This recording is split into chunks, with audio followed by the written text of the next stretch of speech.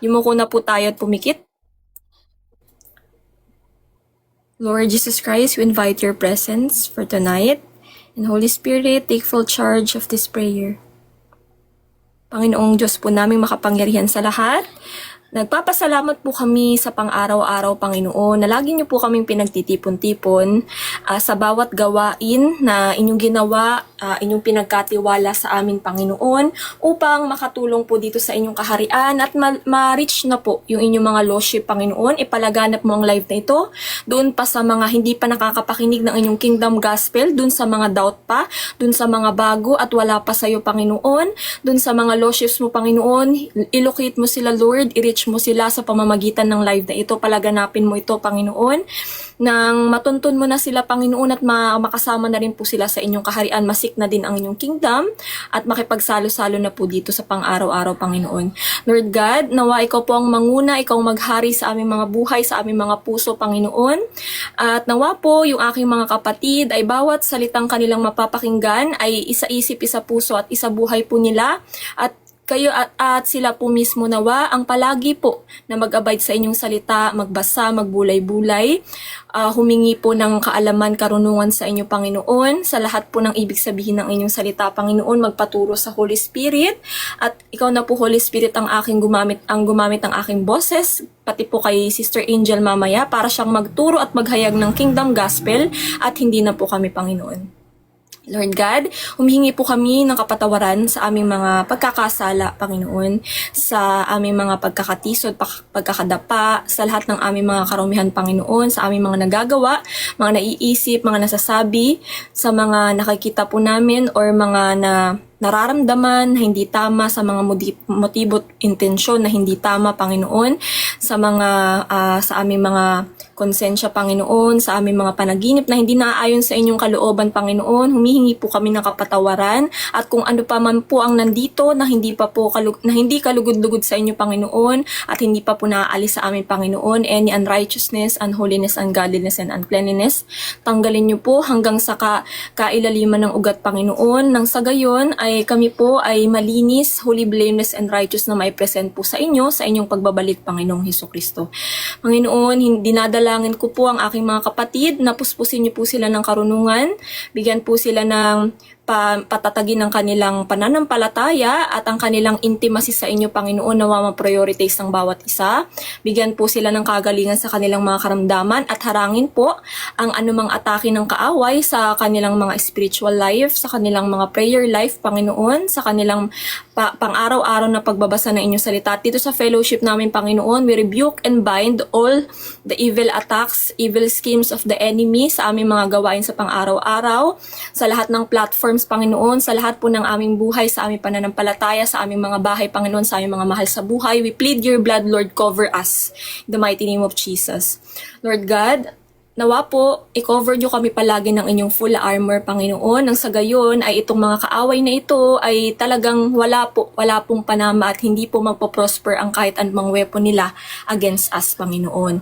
Lord God, nawa po kaawaan nyo pa rin ang bawat isang kaluluwa dito sa mundo, Panginoon. Yung nananatili pa rin po na matigas sa inyong salita, Panginoon. Yung ayaw pa rin pong sumunod, nananatili pa rin pong patay at bulag espiritual, Panginoon. Gisingin nyo po sila. Hipuin ang kanilang puso. Ganun din po ang aming mga mahal sa buhay, kaawaan niyo po sila, i-bless at gamitin din ang kanilang mga buhay patungo po dito sa inyong kaharian, Panginoon. Yung lamang, Panginoon, nawa po ay rebuke and bind lahat ng interruption, distraction, yung sa aming mga signals, connection at kuryente, Panginoon. Lahat ng mga background noises, Lord, lahat niyan harangan mo, Panginoon, para successful at malinaw po na marinig ng bawat isa ang inyong kingdom gospel para sa araw na ito, para sa gabing ito.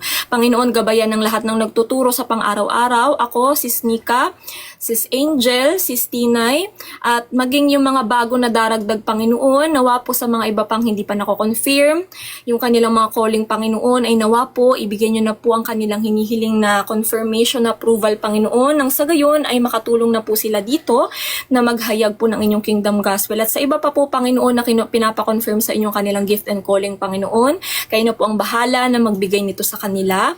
At dun sa mga nahihiya pa, Panginoon, o yung mga mga kinakabahan, Panginoon, tanggalin mo ang lahat ng ito, Panginoon. Turuan mo sila na magtiwala sa inyo, Holy Spirit. At ikaw na po mismo palagi ang magsasalita at magsusupply ng mga salita sa amin upang maihayag ang Kingdom Gospel, Panginoon. Yun lamang po, lahat ng papuri, lahat ng pagsamba, pagpupugay, pagpapala, kapayapaan, pagmamahal, kapangyarihan, kaluwalhatian, kadakilaan, at kaharian ay mapasa inyo. Aming Panginoong Hesukristo, ang ngalan mo lang, ang will mo lang, ang masusunod at may tataas sa aming mga buhay. In the name of the Father, and of the Son, and of the Holy Spirit, one God. Amen.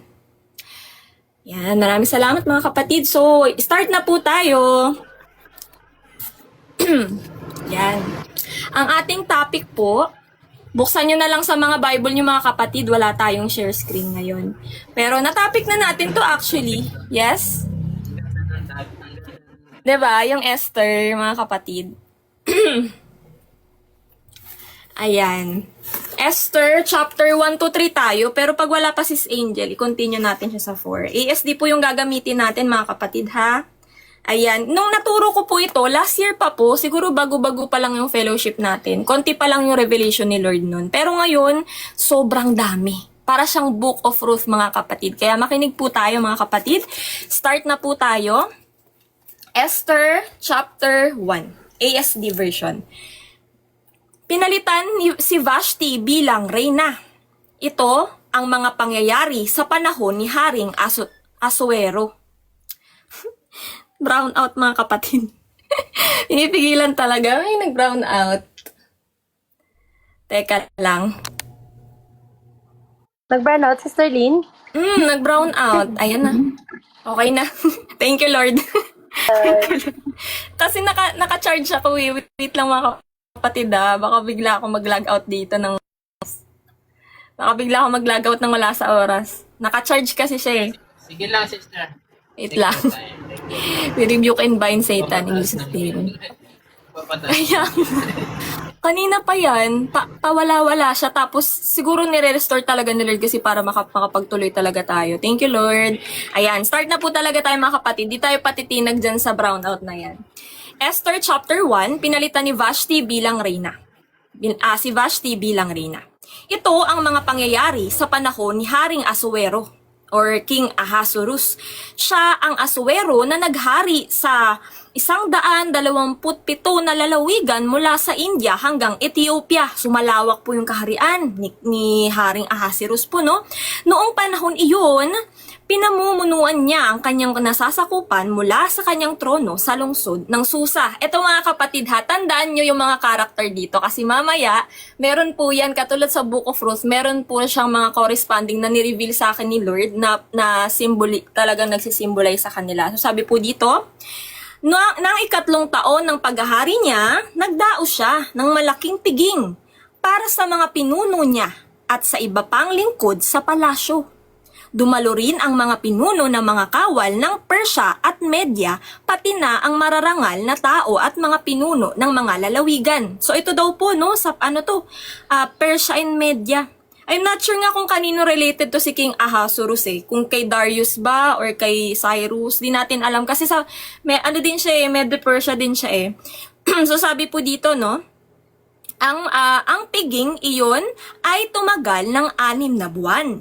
At sa loob ng mga panahong iyon, ipinakita ni Asuero ang kayamanan ng hari niya, ang kaharian niya, ang kanyang kapangyarihan at ang karangyaan ng kanyang pamumuhay. So napakaano po, no, talagang prosperous yung kanyang kaharian, mayaman, 'di ba? Daming kayamanan, kanyang kapangyarihan, karangyaan ng kanyang pamumuhay, mga kapatid.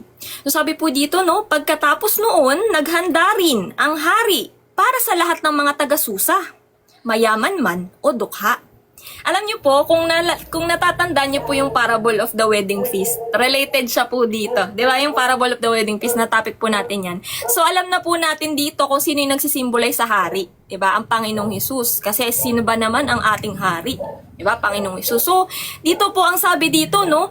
Naghanda rin ng hari para sa lahat ng mga taga-Susa, mayaman man o dukha. So, naghahanda po siya ng piging, feast, mga kapatid. Di ba? Walang pinipili, mayaman o dukha, mga kapatid. Ang handaang iyon ay ginanap sa hardin ng palasyo ng hari at tumagal ng 1 linggo. Naglagay sila ng kortinang puti at asul na tinalian ng panaling gawa sa telang lino na kulay ube at ikinabit sa mga argolya na pilak sa mga haliging marmol. Ang mga upuan ay yari sa ginto at pilak. Ang sahig naman nito ay may disenyong yari sa kristal, marmol, nakar at iba pang mamahaling bato. Grabe no, gaganda po ng mga nung mga gawa ng nasa niya sa kanyang kaharian, mga kortina, grabe no, talagang mamahalin, pati may mga bato, marmol pa dito no.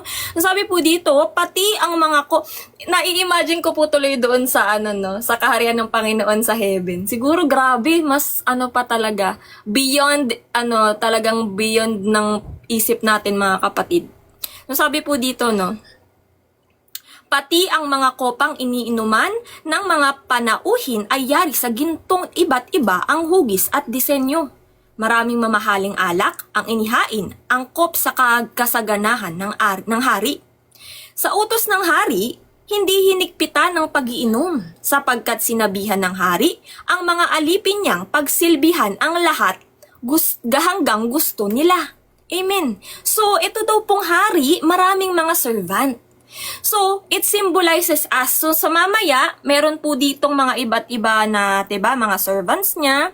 At meron din po ditong mga babanggitin na rin na mga kapatid, meron din po yung mga ibig sabihin. So, sabi po dito, habang nagdaraos ng piging ang hari, para sa mga kalalakihan, nagdaraos din ng handaan si Reyna Vashti sa mga kababaihan sa palasyo ni Haring Aswero. So ito daw po si Reyna Vashti mga kapatid ay naghanda po ng separate na piging mga kapatid. Separate pa po dun sa handaan, 'di ba, na idinaraos ng hari ni King Ahasuerus. So sabi po dito at sa ikapitong araw ng pagdiriwang, masayang masaya ang hari dahil sa labis na nainom. Ipinatawag niya sina Mehuman, Bista, Harbona, Bigta, Abagta, Zetar at Karkas, ang kanyang 7 yunukong nag-aasikaso sa kanya. So meron din pong kanya-kanya nag-aasikaso ng mga yunoko. Ito yung mga talagang devoted na yung buhay nila para po sa kaharian, 'di ba? Para sa hari. Tapos yung kanina pala, yung separate na piging mga kapatid, ang pumasok sa akin dito na hidden meaning niya mga kapatid. Parang iba kasi yung, 'di ba, alam naman natin hapagkainan ng Panginoon ang ating pinagsasalu-saluhan ngayon, yung ating fellowship. Related din yan kapag iba yung hapagkainan, mga, alam mo yun, yung mga makamundo, yung nakikipagsalo-salo sa pagkainan ni Satan, which is, alam naman natin tong si Reyna Vashti ay tatanggihan niya ang hari. Mamaya, malalaman po natin yan. So sabi po dito, ipinasundo niya si Reyna Vashti sa kanila. Ipinasabi niya, suot ng Reyna ang kanyang korona para ipakita ang kagandahan niya sa mga pinuno at mga panauhin dahil talagang maganda ito. So, dito po ang ibig sabihin mga kapatid, hindi lang kasi physical, kung ibig sabihin, kung iaano po natin, kasama na. 'Di ba sa household ng Panginoon ng ganito, tulad ni Reyna Vashti, pero nakikipagsalo-salo din sa ibang hapagkainan. Meron din siyang ibang feast na sinasalo-saluhan, 'di ba? Yung ganito siguro ang natin dito, ang example po natin dito ay yung mga nakasama natin na still sila ay, alam niyo yun, nananatili pa rin na makalaman, 'di ba? Bumabalik sa kanilang dating buhay, nakikipagsalo-salo pa sa mga ibang mga makamundong tao, 'di ba? Habang nakikipagsalo-salo din sa atin, 'di ba? Meron siyang separate mga kapatid.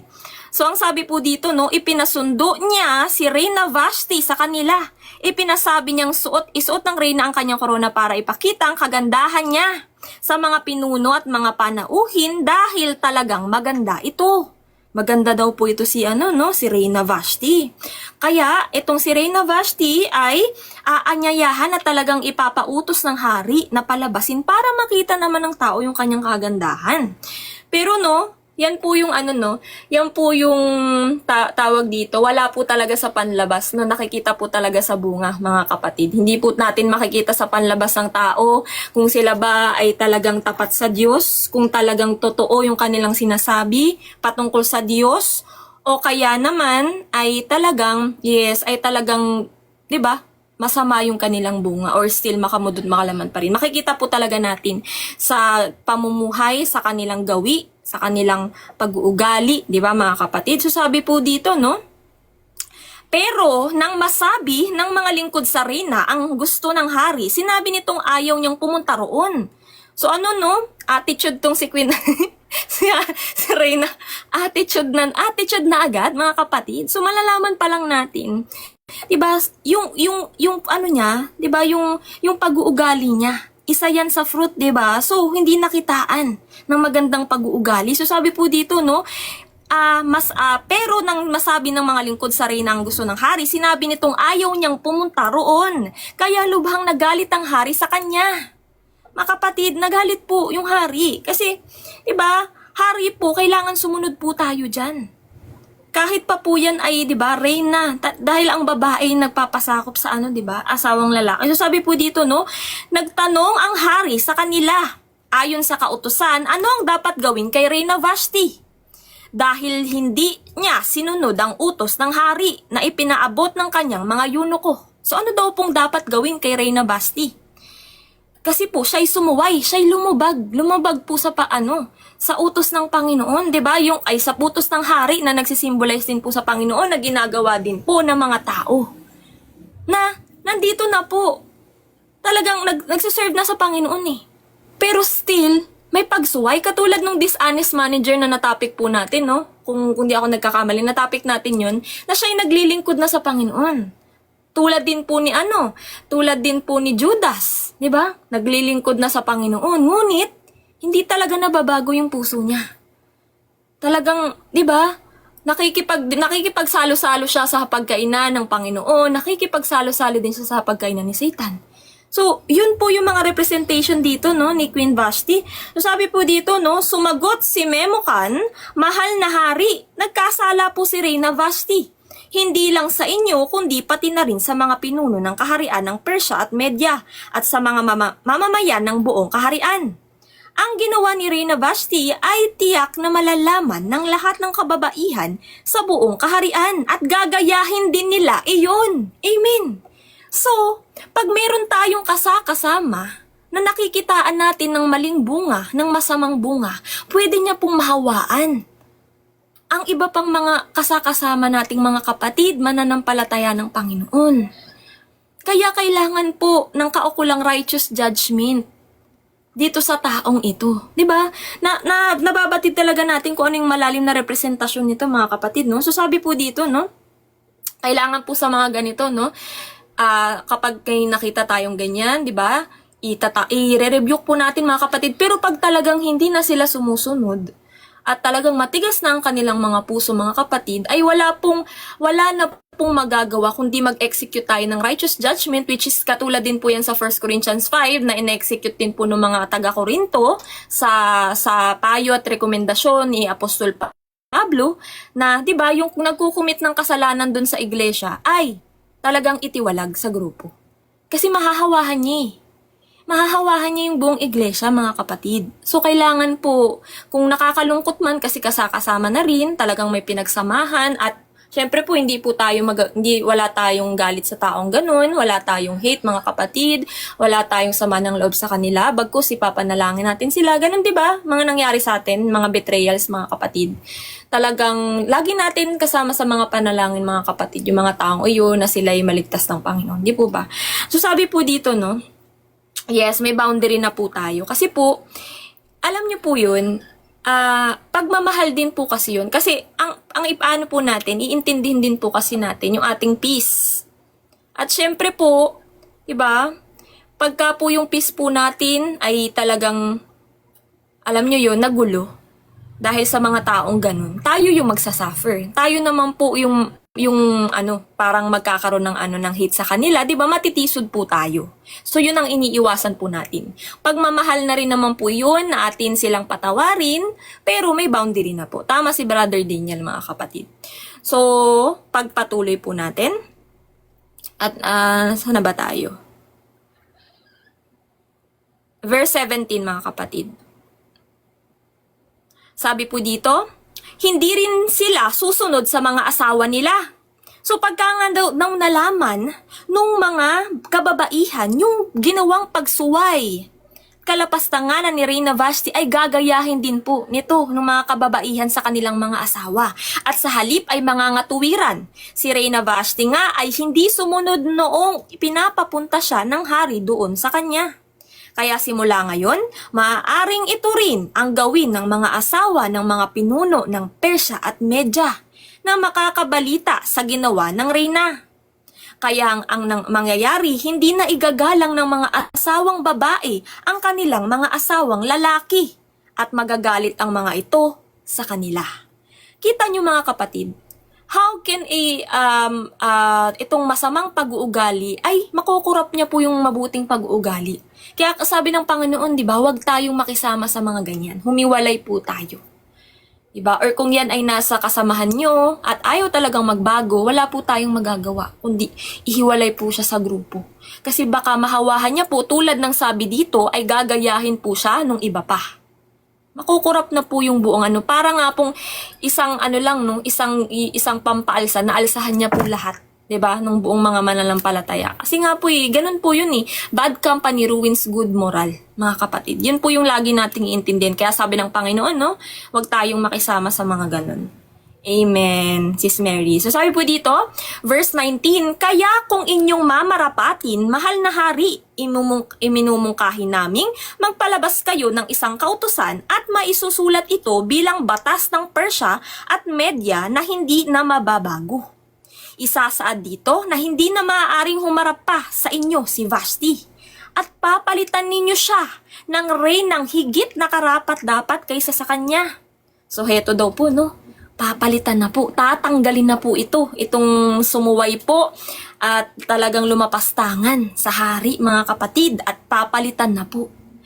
So, ayan po mga kapatid nangyari din yan dun sa dishonest manager na 'di ba binalaan siya ng Panginoon na siya'y tatanggalin na sa kanyang tungkulin mga kapatid bilang servant ng Panginoon. Pero, alam mo yun, imbis na mag-repent siya, ay ang ginawa niya ay talagang umiisip pa siya na mga selfish motive niyang gagawin para siya ay tanggapin ng mga tao dito sa mundo para may matutuluyan siya. Ibig sabihin, nandun pa rin sa mundo yung isip, parang si Judas. Hindi nagbago. Nag-guilty lang, pero hindi nagbago katulad ni Peter. Si Peter yun yung kagandahan na nagrepent, nagpatuloy, bumalik sa paglakad ng tuwid sa Panginoon. So sabi po dito, verse 20, at kapag naipahayag na ito sa buong kaharian, tiyak na igagalang ng mga babae ang mga asawa nila mula sa pinakadakila hanggang sa pinakaaba o pinakababa. Wrong spelling pala to. Pinakababa. So sabi po dito, So, dito pa lamang mga kapatid, na isang pagsuway nung isa, pagka nakita kasi ng isa, talagang gagayahin. So, it symbolize lang mga kapatid, na kung i-relate po sa atin mga kapatid, ay kapag yung iba, nakikita po natin, lalong-lalo na, kunwari po ako'y bago lang. Talagang mahina pa yung konsensya ko. Yan, mahina pa po yung intindi ko sa tama at mali. Tapos may nakita ako, na bagamat, di ba, matagal na, pero, ganun pa rin yung niya, yung bunga niya. So, ako bilang makikita ko ngayon siya, akala ko tama yung ginagawa niya, gagayahin ko tuloy. 'Di ba? Matitisod niya ako na gumawa ng kasalanan, sumuway din sa Panginoon. So, ibig sabihin mga kapatid, tama lang po ito. Tama lang po yung ginawa na ganito na talagang ihiwalay po.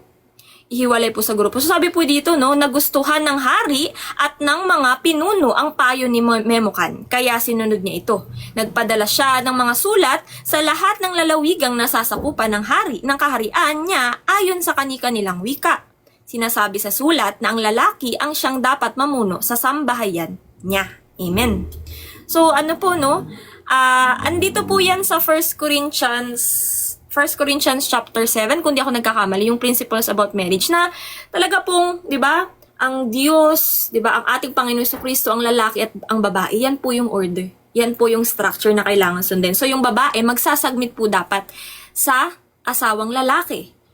Na 'di ba? Magsasubmit sa kanya bilang respeto, bilang honor, 'di ba? Siya kasi yung head natin. Siya yung head, yung lalaki yung head ng babae at yung lalaki ang head niya, ang Panginoong Jesucristo. So sabi po dito, pagpatuloy po natin. Esther chapter 2 na tayo mga kapatid. Naging reyna si Esther. Wait lang mga kapatid Ayan. Nang mawala na ang galit ni Haring Aswero, naalala niya si Vashti at ang ginawa nito at ang kautusan na nilagdaan niya laban dito. Sinabi ng mga pinunong naglilingkod sa kanya, "Mahal na hari, bakit po hindi kayo magpahanap ng magagandang dalagang birhen?"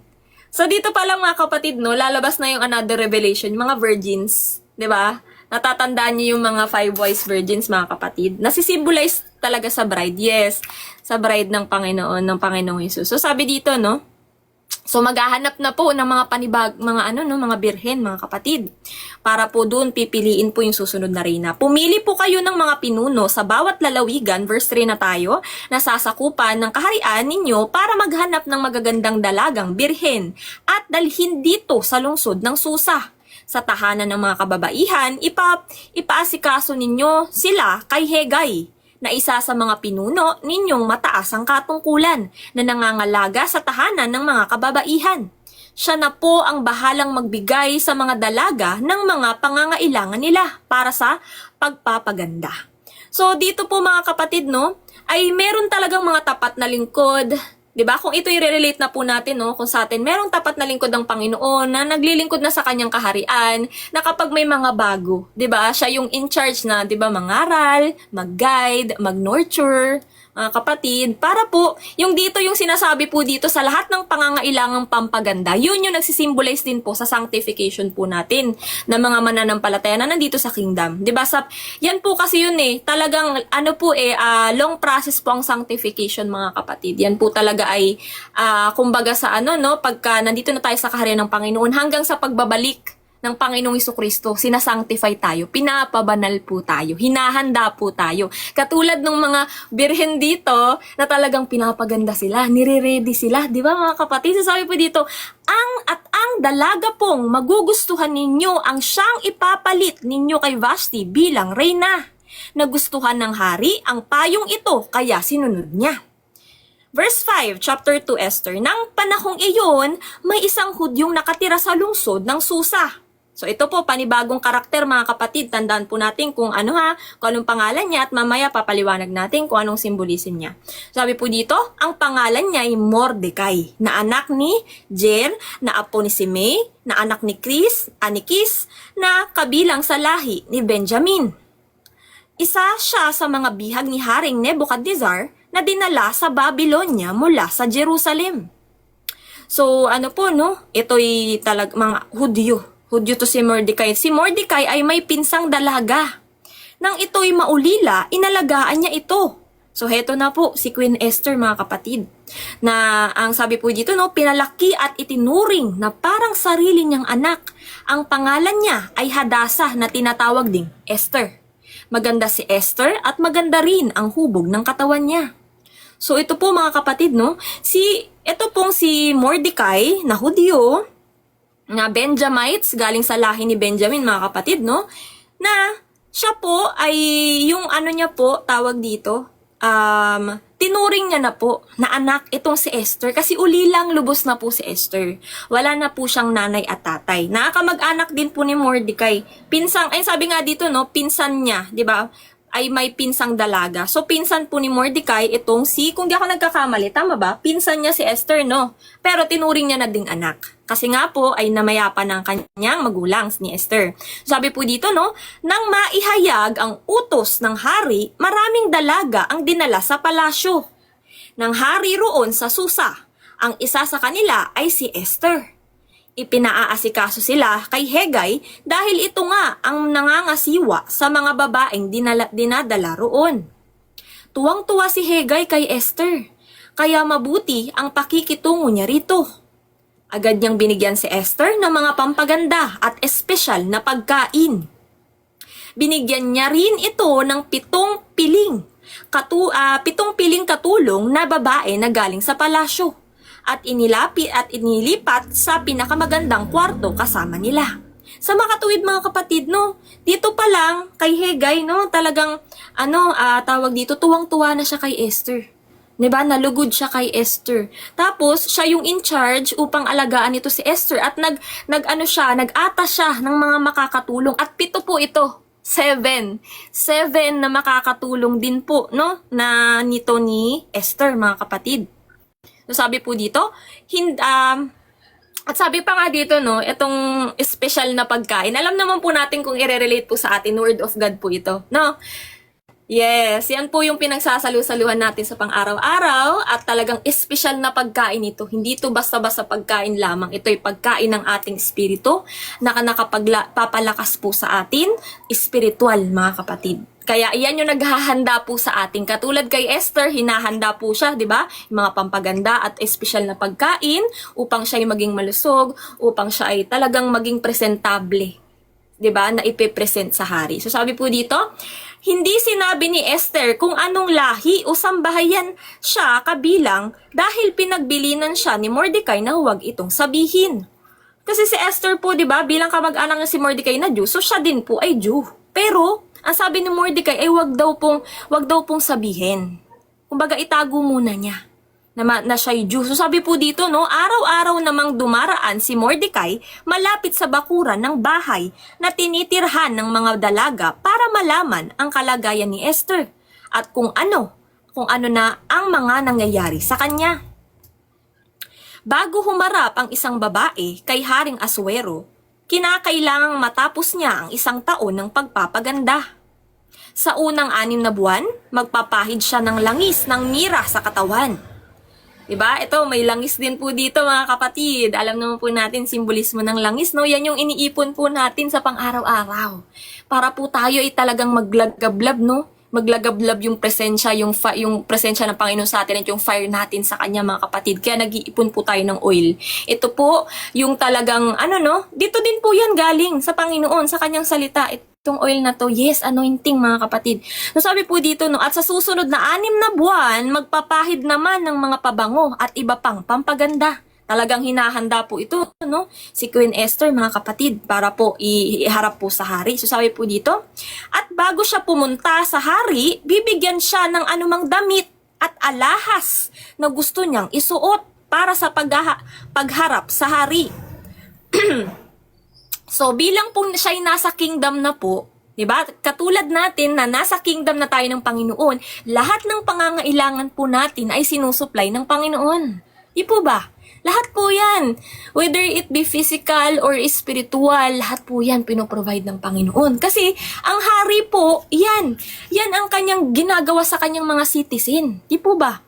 Yan po ay talagang kung sino ang nagugutom, pinoprovide niya yan. Basta nasa kaharian kanya talagang inaalagaan ng hari ang kanyang mga mamamayan. Di po ba? So sabi po dito, so what more pa dito na magiging queen siya, diba? Si Queen Esther, mga kapatid. Na nagsisimbolize nga po na sa atin, diba? Tayo yung bride, tayo yung church, tayo yung bride, at yung ating bridegroom ay ang ating Panginoong Jesucristo, ang ating hari. So sabi po dito, verse 14, chapter 2 po ito ng Esther ha. Pupunta siya sa hari pagsapit ng gabi at kinabukasan dadalhin siya sa tirahan ng mga asawa ng hari na pinamamahalaan ni Sahasgas, na isa sa mga pinunong mataas ang katungkulan.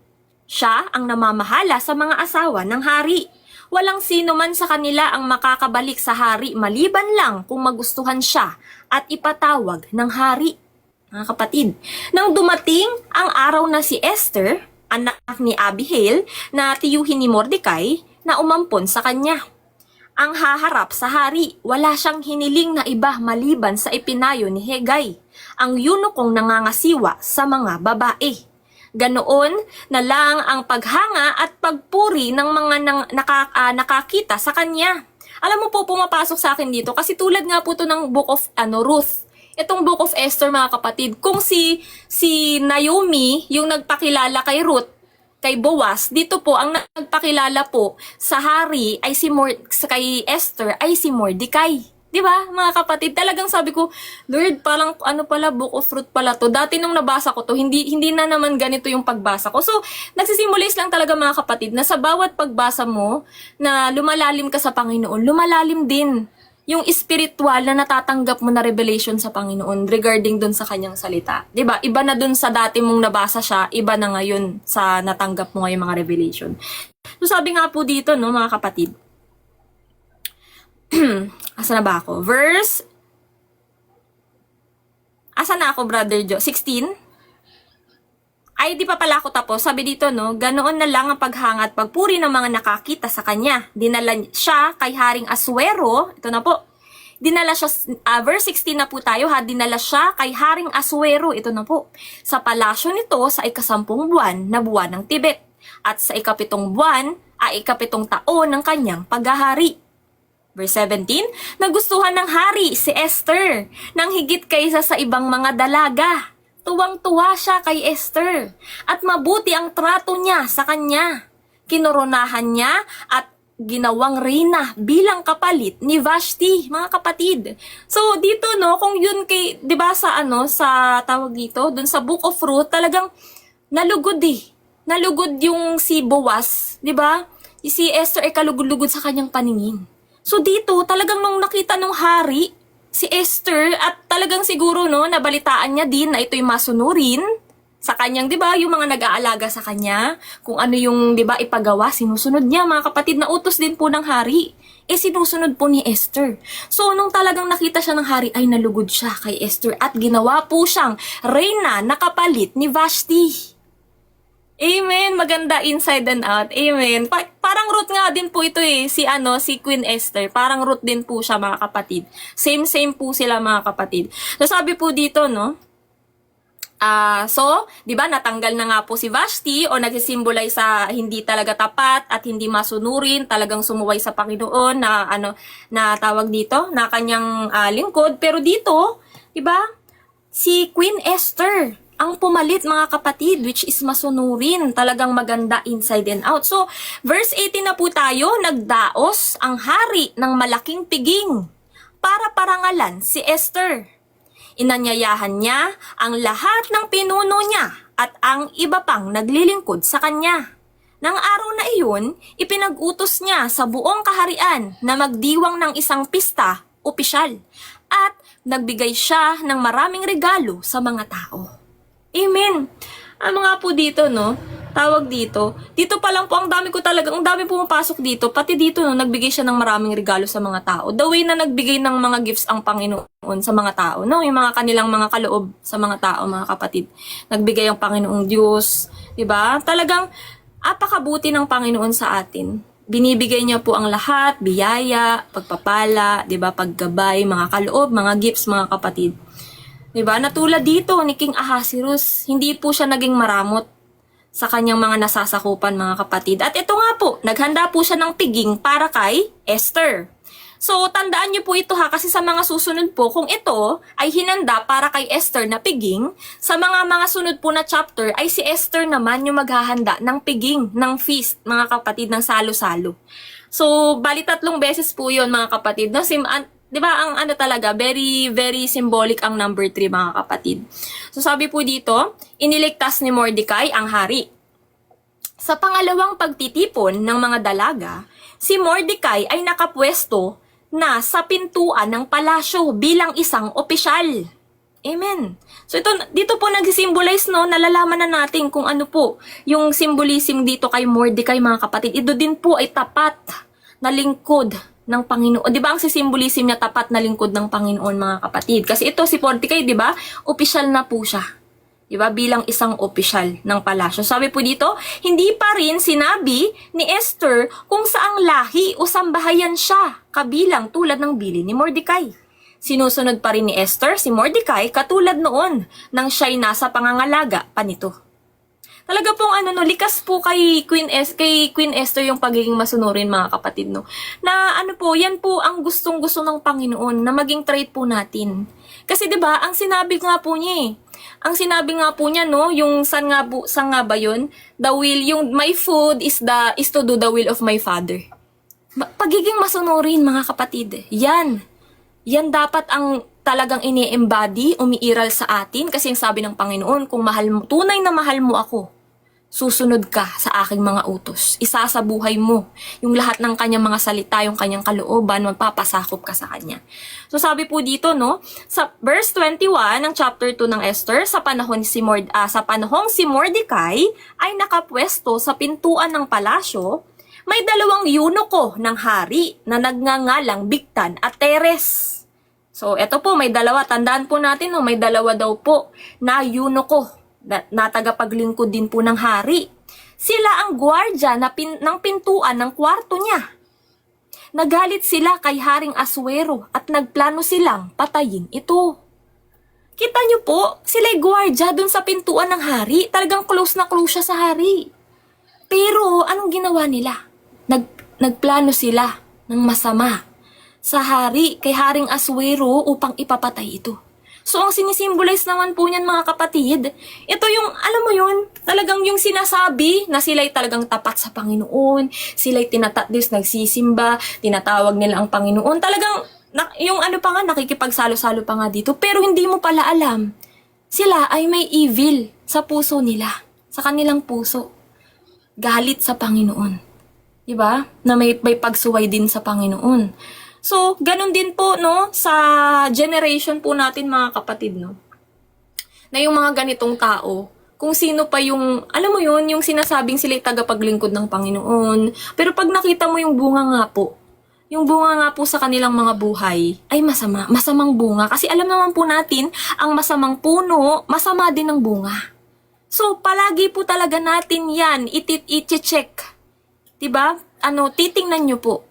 Titingnan nyo po ang bunga ng bawat isa. Kung anong puno siya galing, kung masama o mabuti mga kapatid. So, itong dalawa pong ito, no, may balak po na masama upang ipapatay si Haring Asuero. Pero nalaman ni Mordecai ang planong ito. Kaya sinabi niya ito kay Reyna Esther. Sinabi naman ni Esther sa hari at ipinalam din niya sa kanya na si Mordecai ang nakatuklas sa planong pagpatay. So dito nga po mga kapatid, no? So di ba po si Mordecai nagsisimbolismo po ito sa tapat na lingkod at mananampalataya ng Panginoon na nagsuserve din po sa kaharian ng Panginoong Hesukristo na as talagang ang ating purpose is to be salt and light, to expose. Yun din po yun mga kapatid, expose yung dark to light, yung mga ginagawa ng mga nakasamaan ng mga tao, i-expose po natin. Yan po ang ating ginagawa sa pang-araw-araw. Lahat po ng mga ginagawa ng mga ng mga makamundong tao at yung mga evil plots ni Satan, mga evil schemes niya. Diba, sinishare po natin para magising spiritual ang mga tao na mga nakakapakinig ng salita ng Diyos. Di po ba? Discern. Amen, Sis Juliet. Discern every spirit. So sabi po dito, no? Ipinasiyasat ito ng hari at nang mapatunayang totoo ito, ipinatuhog niya sina Bigtan at Teres sa nakatayong matulis na kahoy. At ang pangyayaring ito'y ipinasulat ng hari sa aklat ng kasaysayan ng kaharian. So dito po mga kapatid, pinarusahan po ni Haring Asuero itong si Bigtan at Teres na may plano siyang ipapatay. Na dahil nga po, 'di ba, hindi natuloy. Tingnan mo, hindi natuloy yung plano kasi nga po dahil kay Mordecai na naging tapat po. At talagang binisto niya, ni-reveal niya yung evil plot po nitong dalawang ito. Kaya hindi po natuloy yung pangyayaring iyon. So, yan ang gusto ng Panginoon sa atin, maging tapat tayo sa Kanya. At balaan din po natin, i-warning po natin yung ating mga kapatid, lalo na yung mga bago pa lang, sa mga evil, na mga deceptions ni Satan para hindi po sila ma-deceive, mga kapatid. So, yan po, no? Proceed na tayo. Last chapter po for tonight, mga kapatid. Esther chapter 3. Nagplano si Haman na lipulin ang mga Hudyo. Wait lang, mga kapatid, ha?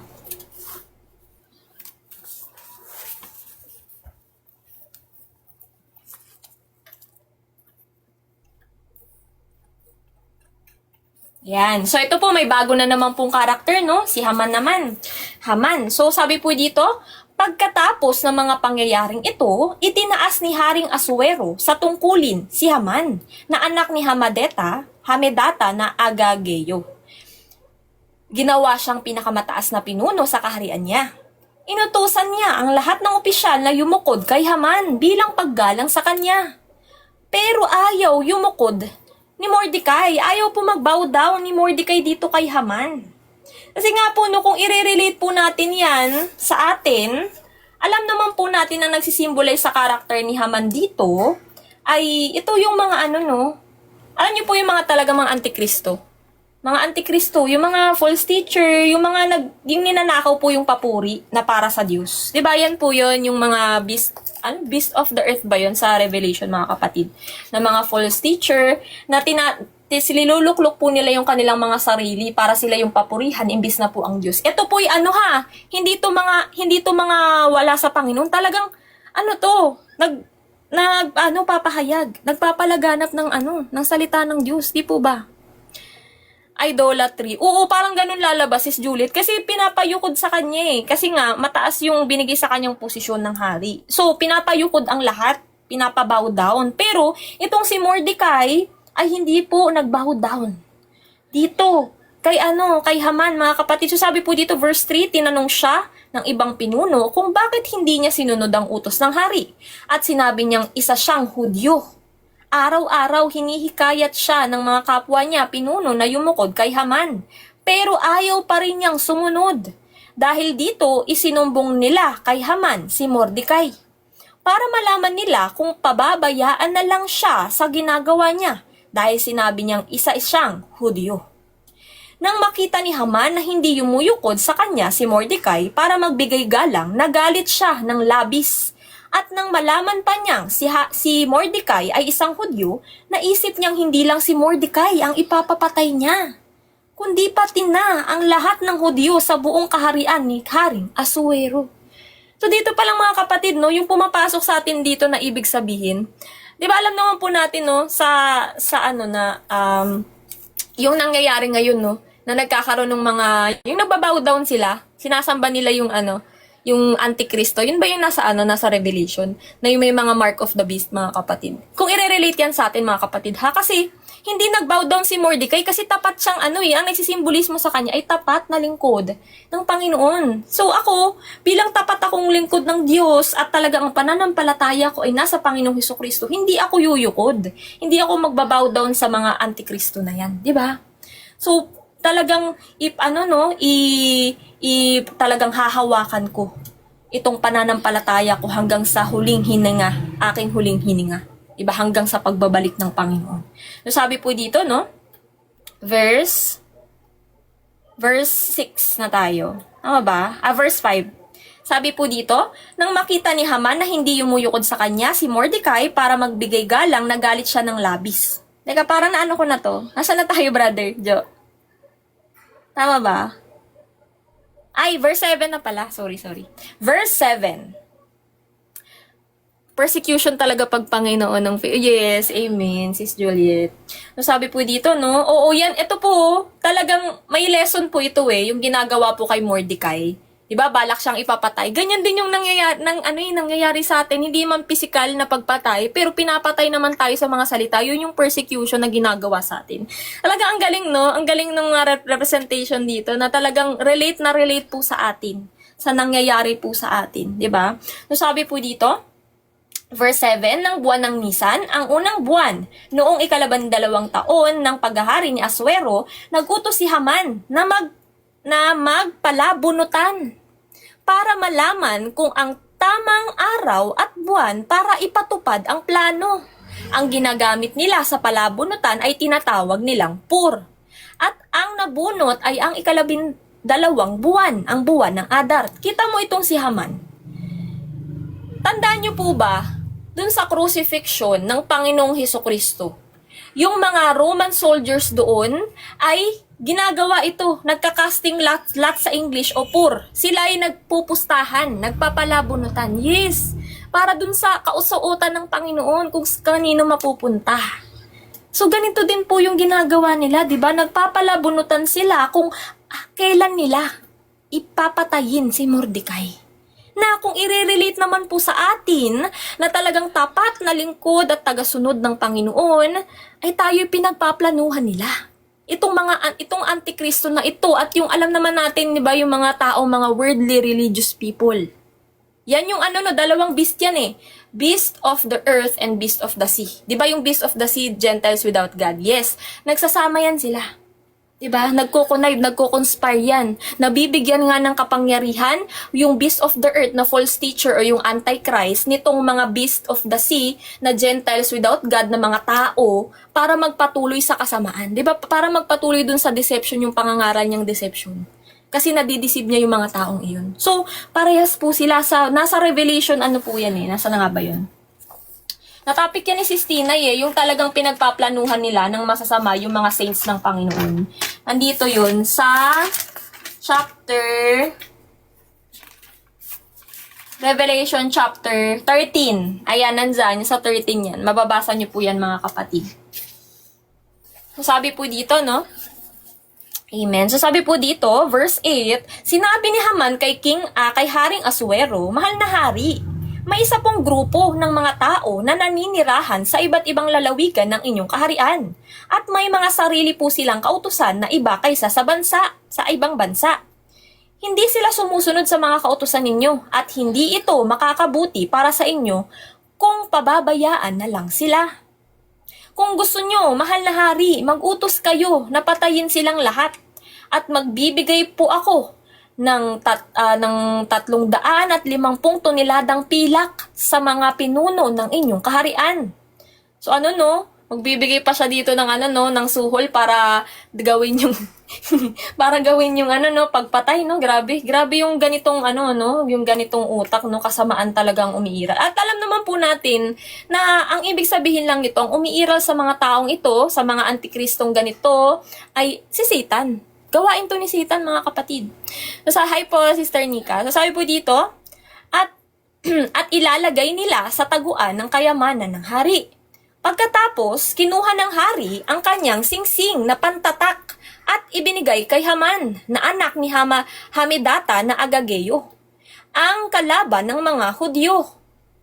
Sinabi ng hari sa kanya, sa iyo na lang ang pera mo, pero gawin mo ang gusto mong gawin sa mga Hudyo. Hindi po tinanggap yung pera ni Haman. Hindi tinanggap ng hari. So, alam mo po, ang pumapasok po sa akin dito, yung time po na kinausap ng Panginoon si Satan. Naalala niyo po yun, yung kay Job.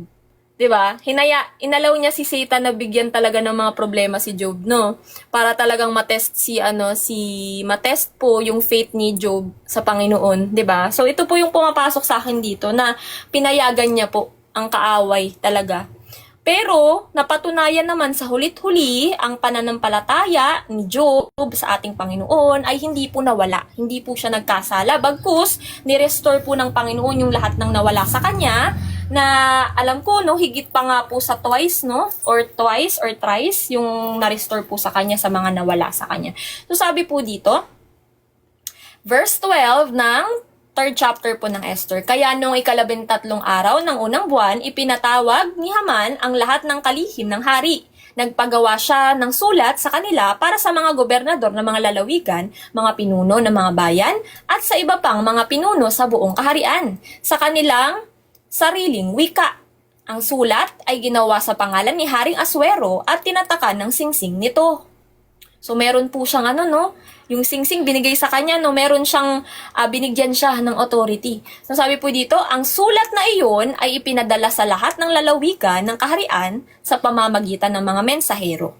Nakasulat dito ang utos na sa loob lang ng isang araw ay papatayin ng lahat ng Hudyo.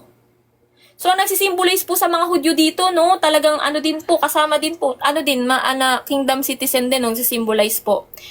Na, ito yung pinupuntirya po talaga ng kaaway. yung mga yung mga talagang tapat sa Panginoon, yung mga nandito na nanahan sa kanyang kaharian, yun po yung tinatarget talaga ng kaaway. Sabi po dito, bata, matanda, lalaki, at babae, at sasamsamin ng lahat ng ari-arian nila. Gagawin ito sa ika-13 araw ng ika-12 buwan, ang buwan ng Adar. Ang kopya nito ay ipapatupad bilang batas sa bawat lalawigan. Ipapaalam ito sa mga tao para makapaghanda sila sa araw na iyon. Sa utos ng hari, Mabilis na nagsialis ang mga mensahero para ihatid ang kautusan at ito'y ipinaalam din sa lungsod ng Susa. Habang nakaupo at nagiinuman ng hari at si Haman, nagkakagulo naman ang lungsod ng Susa dahil sa mga nangyayari. Ito mga kapatid, no, nagkakagulo na po sila kasi nga po bumaba na po yung utos na ipapapatay na po yung mga Hudyo, mga kapatid, sa buong kaharian ni King Asuero o King Ahasuerus, mga kapatid. So, dito pa lamang po, no, asan na si Sis Angel, Brother John? Wala pa. Wala pa, sister. Tuloy. Wala pa, ay tuloy na. Ay, nandiyan na si Sis Angel. Nanonood na po. Nandiyan po siya. Ayan, sige. So, kung ano lang natin, o isa-summarize lang natin, isa-summarize lang natin. Sige, Sis Angel, up ka na po kasi tapos na po kami sa chapter 3. Bukas na lang, ay sa ano na lang, Sunday, no? Sunday ang next na turo natin kasi Saturday podcast po tayo, mga kapatid. So ano lang, no, kung isa-summarize lang natin itong mga na-topic natin. Ang galing, no, kasi dati nung tinapik natin to, no, hindi natin nalaman yung mga simbolismo na grabe, sobrang talagang alam tawag dito, nangungusap yung mga salita dun sa ibig sabihin. Kaya thank you, Lord, sa mga nalaman po namin para sa gabing ito. Thank you, Lord. Maraming revelation na yan, sister. Diba? Sa mga Kaysa susunod nung dati. din, meron. Yes. Amen. Ano pala itong mga kapatid, ha? Itong Esther, Book of Esther, regarding to sa calling. So, ang tanong dito, diba? Kaya mo bang maging si Esther na tutuparin ang kanyang calling, susundin yung kanyang calling para sa kanyang mga kapatid, 'di ba, na mga Hudyo para sila ay maligtas. So yan po yung calling kay Queen Esther, mga Sister kapatid. Lee. Yes po. Kanina pa ako nakikinig sa live. Ay, sorry na. Meron akong naging Di ba, sino yung kanina? Yung queen na hindi sumunod Si dun sa Vashti. Sa Si Tagalog Vash- si Basti. Oo. Si Vashti. Si Basti or Alam ko, pumasok sa thoughts ko niya. Si Vashti at si Esther. Si Vashti, yung mga taong, siya yung klase yung mga taong sumunod. Nakaalam ng salita ng Diyos, sumunod, pero tinalikuran. nag-apostasy, no? Nag-apostasy. Tinalikuran yung calling ng Panginoon Yes, sa si kanila. Vashti. Pero si Esther, na binild up, di ba, pinaganda yung kalooban. Amen. Pinaganda yung, pinaganda yung paglakad sa Panginoon bago siya humarap. Bago siya humarap sa hari. 'Di ba? Inihanda siya para maging karapat-dapat siya na sa pagdating ng kautusan sa kanya, 'di ba? Na-build up yung kanyang na-build up yung pananampalataya. Ganito yung ginagawa natin. 'Di ba? Bago tayo humarap dito, bini-build up natin yung pananampalataya natin sa Panginoon. Bini-build up natin yung sarili natin bago tayo sumunod sa kagustuhan ng Panginoon. 'Di ba? Para hindi dumating yung panahon na kapag nagkaroon na naman ng 'di ba? Preparation, yes. Yes, sanctification. Sinasanctify tayo, nililinis tayo. Pinapadalisay yung mga puso natin. Diba? Amen. Bago tayo humarap sa Panginoon. Amen. Ito yun. Tayo si Esther na dinadalisay bago tayo humarap sa ating Panginoon. Grabe yung Sis Angel, yung revelation din, no? Oo. Parang din siya, parang si Ruth at saka si Orca. Ayun. Si Ruth at saka si Orca. Oo. Orca ba yun, Orpa? Oo, Oo, yun. si Orpa. Di ba ganun din? Orpa po, Sister Nag-apostasy Lee. din si Orca, di ba? Oo. Bali dito, nung si Esther na, parang siya yung nagbigay ng redemption sa kanila. Yes. Para ma-redeem sila ng mga hari, 'di ba? Para hindi hindi Yung kanina si Snika nadaanan niya yung langis, 'di ba, mga kapatid? Yung oil ayun, sa anointing. langis. Yung sa langis pa. Oo, tayo sa virgin. Oo. Yun, 'di ba? Yan yung nag-iipon tayo ng oil, 'di ba? Oo, nag-iipon tayo ng oil para sa pagdating ng Amen. Panginoon. Thank you, Lord. Para tayo talaga punong-puno ng oil, punong-puno ng na hindi tayo nauubusan ng Opo, nag-uumapaw ang langis po. Ayan, Sir Jonathan, nagpa-request po ako. Sister Leon. Record ako kanina, kaya lang walang audio. Ano nangyari, brother? Walang audio. Ay, walang audio. Na-record. Na-record ko lang yung kanina, kaya lang walang audio eh. Oh, I Sa cellphone ko. see. John 7, chapter 7. Ang gamit ko pong version is ASD version.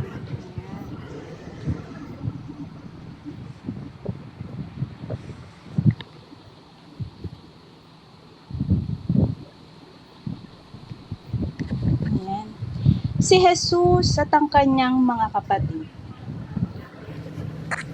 Pagkatapos nito, nilibot ni Jesus ang Galilea, iniwasan niyang pumunta sa Judea dahil gusto siyang patayin ng mga pinuno ng mga Hudyo. Roon, nang malapit na ang pista ng mga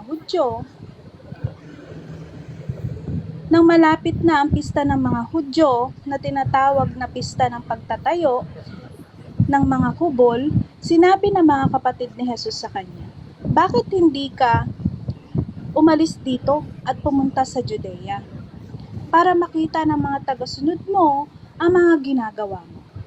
Dahil walang taong gumagawa ng patago kung gusto niyang sumikat. Gumagawa ka na rin lang naman ng himala, ipakita mo na sa lahat." Verse 5, sinabi ito ng mga kapatid ni Jesus dahil kahit sila ay hindi sumasampalataya sa Kanya. Kaya sinabi ni Jesus sa kanila, "Hindi pa ngayon ang panahon para sa akin, pero kayo, pwede niyong gawin ang kahit anong oras ang gusto ninyo." Verse 7, hindi sa inyo napupuot ang mga taong makamundo, ngunit sa akin sila napupuot. Dahil inilalantad ko ang kasamaan nila, kayo na lang ang pumunta sa pista, hindi ako pupunta dahil hindi pa ito ang panahon ko. Pagkasabi niya ito, nagpaiwan siya sa Galilea. Mga kapatid, may revelation lang sa akin dito. Mga kapatid, di ba ang alam natin, may kapatid ang Panginoong Jesus. Pero ang revelation po sa akin dito, mga kapatid, ang Panginoon ay walang physical na mga kapatid. Hindi niya po kapatid si James, si Joseph, si Simon, at si Jude. Ang sinasabi po dito na ang kanyang mga kapatid in spiritual. Hindi po physical. Kasi po, si Mother Mary at si Joseph ay hindi na po sila nagkaanak. Kundi ang anak lang po talaga ni Mother Mary ay si Jesus. Siya lang po talaga. Si Joseph, si James, si Simon at si Jude ay anak po ng kapatid ni Joseph. Yung tumayong tatay na physical ng Panginoong Jesus. Anak po yun sila ng ng kapatid ni Joseph. Bali, ito po yung mga pinsan lang niya. Physical na pinsan. So, ang akala po kasi natin, sila po ay anak ni Mary, ni Mother Mary. Dahil po, yung nanay nila Joseph, James, Simon, at Jude, ay ang pangalan din po ay Mary. Kaya po ang akala natin, ang kanilang mga magulang ay si Mother Mary din. Pero hindi po. Wala po talagang physical na kapatid ang ating Panginoon. Pero spiritual, marami po siyang kapatid, kasama na po tayo. Tayo po ang spiritual na kapatid ng ating Panginoon. Pero kung physical po, wala po siyang kapatid. Siya lang po talaga. Kundi si James, si Joseph, si Simon at si Jude ay pinsan lamang po nila. Pinsan lamang po nila. Ayan. Magpatuloy tayo mga kapatid. Verse 10 na po tayo. Na ano ko to? Na-reveal siya sa akin nung mapanood ko po yung yung live ay yung video po ni Marie Manuel. pinag-aralan ko po siya, talaga po palang walang kapatid na pisikal ang ating Panginoon. Kasi ang akala po natin talaga ay kapatid niya si Jude, si James, si Joseph, at si Simon. Pero wala po siyang kapatid in physical. Pero in spiritual, marami po siyang kapatid, kundi kasama po tayo doon lahat. At ang sabi po dito, verse 10, pag pumunta si Jesus sa pista, pagkaalis na mga kapatid ni Jesus, papunta sa pista, pumunta rin si Jesus, pero palihim. Doon, sa pista, hinahanap siya ng mga pinuno ng mga Hudyo. Nasaan kaya siya? Tanong nila. Nasaan kaya, maraming bulong-bulungan ang mga tao tungkol kay Jesus. May nagsasabing, mabuti siyang tao. Sabi naman ng iba, hindi. Niloloko lang niya ang mga tao. Verse 13, pero walang nagsasalita tungkol sa kanya nang hayagan dahil sa takot sa mga pinuno ng mga Hudyo. Dito mga kapatid, palihim na nagpunta ang ating Panginoon sa pista. Pero makikita natin na maraming tao naghahanap sa kanya. At sari-sari din ang kanilang mga haka-haka sa Panginoon dahil nga ang kanilang paniniwala ay hindi buo. Maraming kalituhan parang sa ating henerasyon. Maraming tao ang nalilito. Paano kilalanin ang Panginoon? Mapapansin natin maraming nagtatalo-talo, 'di ba? Nag-aargumento dahil sa mga kakaiba ang paniniwala ng bawat isa. Ang nais lamang ng ating Panginoon ipabatid sa atin na siya ang kilalanin at paniwalaan. Kahit wala man siyang maipakitang kamangha-mangha, dahil ang totoong pagkilala sa ating Panginoon ay sa puso, 'di ba? Sa puso nagmumula. Dahil kung ang puso natin ay talagang gustong makilala ang Diyos, mangungusap siya.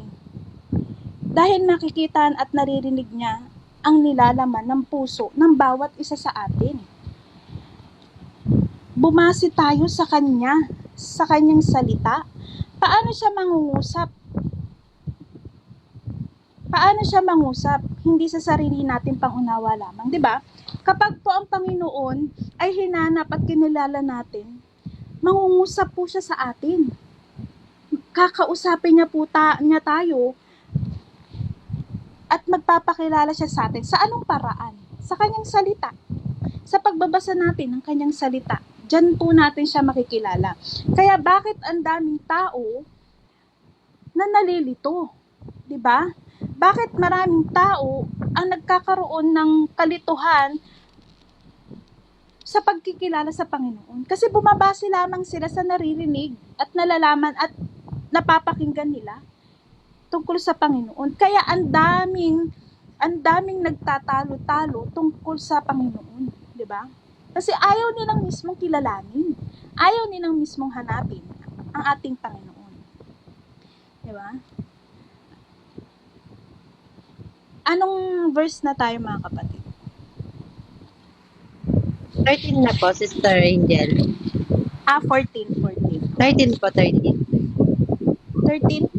Pero walang nagsasalita tungkol sa kanya ng hayagan dahil sa takot sa mga pinuno ng mga Hudyo. Nang kalagitnaan na ng pista, 14. Meron sa Galatians. Oh, okay. Anong verse yan? Hindi sis, meron kasi sa Galatians dito, tingnan mo.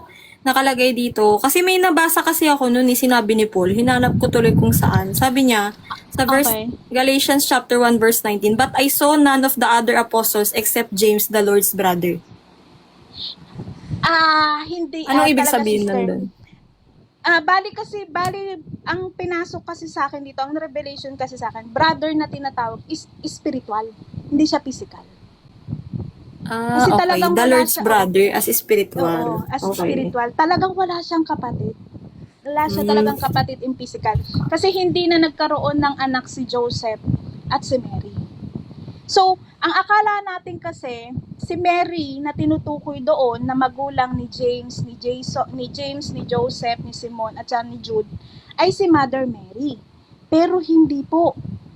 Yun po yung asawa ni Clopas na kapatid ni Joseph na tumayong ama ng Panginoong Jesus. Yun po. Naano ko rin siya, sister. Talagang hinanap ko siya kung ano yung pinakaano talaga. So, magpatuloy po tayo. Kamag-anak, bali pinsan po. Pinsan ni Lord Jesus Christ sila. Yun po. Pinsan po, pinsan. Saan na tayo? Sorry. 14 po. 14. Thank you. Nang kalagitnaan na ng pista, pumunta si Jesus sa templo at nangaral. Namangha sa kanya mga pinuno ng mga Hudyo at sinabi nila, paano niya nalaman ang mga bagay na ito? Gayong hindi naman siya nakapag-aral. Kaya sinabi ni Jesus sa kanila, hindi galing sa akin ang aking mga tinuturo, kundi sa nagsugo sa akin. Malalaman ng sino mang gustong sumunod sa kalooban ng Diyos kung ang tinuturo ko'y galing nga sa Diyos. Wait lang galing nga sa Diyos o sa akin lang. Ang nagtuturo ng mula sa sarili niyang karunungan ay naghahangad lang ng papurihan siya. Ngunit ang naghahangad ng papurihan ng nagsugo sa kanya ay tapat at hindi sinungaling. Ito nga po yun mga kapatid. 'Di ba? Nandito po tayo, tapang tayo, 'di ba? Naglalahad, nag-share ng salita ng Diyos, hindi para sa sarili natin. Ginagawa po natin ito hindi para sa papuri, para sa sarili natin, kundi papuri para sa Panginoon, maitaas ang ating Panginoon. Hindi po tayo ang maitaas dito. Kasi may mga tao po na nagsishare ng salita ng Diyos, kundi kunin ang papuri na dapat sa Panginoon, pero napupunta sa kanila kasi sila yung hinahangaan. Dahil nga sa galing mag-share, ang pag-share lang naman is cherry picking verses na nagbibigay lang sa kanila ng magandang pandinig, maganda sa pandinig nila, pero hindi inilalathala ang buong salita ng Panginoon. Dahil dito, sinasabi po ng Panginoon na nagtuturo siya, kahit tayo, nagtuturo tayo, hindi para papurihan. Kundi ang papupurihan dito ay ang ating Panginoon. Siya lamang ang may itataas dito. Yes, amen, Sir Jonathan. Ayan. Hindi ba't ibinigay sa inyo ni Moises ang kautusan? Ngunit wala ni isa man sa inyo ang sumusunod sa kautusan. Dahil kung sinusunod ninyo ang kautusan, bakit gusto nyo akong patayin? Ayan, mga kapatid, may babasahin po ako dito. Dito mga kapatid, pinababatid ng Panginoon, malalaman natin sa mga nagtuturo kung ang tinuturo ba niya ay nagmula sa Panginoon o hindi, o sa pansarili lamang. Paano ba malalaman kung tinuturo niya ang galing sa Diyos? Kundi ipinapahayag niya ng may katotohanan ang salita at ipinapaliwanag ng buong puso at buong binabasa ang salita ng Diyos upang mas maunawaan ang nais ipabatid ng talatang binabasa. Pero kung ito ay galing sa sarili lamang, ang itinuturo ay bersikulo lamang na naaayon lamang sa kagustuhan niya at maganda lamang sa pandinig, pero walang kabatasan ang pagpapaliwanag dahil ang gusto lamang ay makakabuti, hindi para sa ikakabuti ng mga nakikinig. Ayan. Mas magpatuloy tayo. Verse 19, hindi ba't binigay sa inyo ni Moises ang kautusan? Ngunit wala ni isa man sa inyo ang sumusunod sa kautusan. Dahil kung sinusunod ninyo ang kautusan, bakit gusto nyo akong patayin? Dito, ang kautusan pong binabanggit dito mga kapatid, ito yung 10 Commandments na ibinigay ng Panginoon kay Moises. Pero wala ni sino man ang nakasunod dito. Diba? Walang sino man ang kayang sumunod nito. dahil nga lahat ay makasalanan. Yes. Amen, Brother John. Bali, magpatuloy po tayo. Sumagot ang mga tao, verse 20. Sinasaniban ka na siguro ng masamang espiritu. Sino naman ang gustong pumatay sa iyo? Sinabi sa kanila ni Jesus, nagtaka kayo dahil may pinagaling ako noong araw ng pamamahinga. Hindi ba't ibinigay sa inyo ni Moises ang utos tungkol sa pagtutuli? Hindi ito nagmula kay Moises kundi sa mga nauna pang mga ninuno. At dahil dito, tinutulin niyo ang mga bata kahit sa araw ng pamamahinga. Ngayon, kung tinutulin ninyo ang mga bata sa araw ng pamamahinga, para hindi masuway ang utos ni Moises, bakit kayo nagagalit sa akin? Dahil pinagaling ko ang isang tao sa araw ng pamamahinga. Huwag kayong humusga lang sa nakikita nyo, kundi humusga kayo ayon sa nararapat. Ayan, mga kapatid, may babasahin ako dito. Tinutukoy ng Panginoon kung sila man ay ginagawa ang pagtutuli sa mga bata kahit sa pamamahinga. Bakit hindi pwedeng, sinasabi ng Panginoon, bakit hindi pwedeng gawin ang pagpapagaling sa araw ng pagpapahinga na kung ito naman ay makakabuti? 'Di ba? Ano yung ikinagagalit nila dahil kahit man sila ay hindi nila, ito yung kasi kinagagalit nila sa Panginoon. Dahil kahit mismo sila, hindi man nila kayang magpagaling. 'Di ba? Hindi nila kayang gawin kung ano yung ginagawa ng ating Panginoon. Dahil nga po, wala silang pananampalataya sa ating Panginoon. 'Di ba?